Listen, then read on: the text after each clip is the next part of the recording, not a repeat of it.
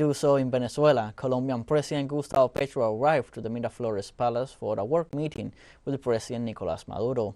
This is Petro's second official visit to the nation following the re-establishment of diplomatic relations between both nations. The work meeting aims to continue strengthening the common and cooperation agenda. The extraordinary bilateral meeting comes 6 days after the reopening of the border for vehicle transit, an important step forward in both heads of state's objective for regional integration. During the meeting, both presidents assessed the commitments made between both governments and their implementation. Said work helps guarantee peace and stability in the common border and directly benefits the Venezuelan and Colombian people.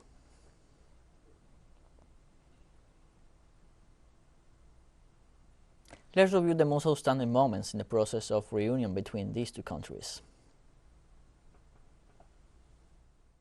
Colombia in August 2022, and from Bolivar Square, Gustavo Petro stated his commitment to re-establish relations with Venezuela, ties severely damaged under his predecessor, Iván Duque. The same month, both governments appointed ambassadors and their respective parliament endorsed both officials. September marks a new step on the road to reunion with the reopening of the Simón Bolívar International Bridge after 7 years of closure. Both governments described this moment as historical. After several months of negotiations between high-level teams, in November 2022, Presidents Gustavo Petro and Nicolás Maduro signed a joint agreement to consolidate bilateral relations. On November the 1st, Gustavo Petro made his first official visit to Caracas in what was described as a fraternal and productive meeting by both parties. On November the 7th, the first commercial flights between Caracas and Bogotá began, and then, on January the 1st, 2023,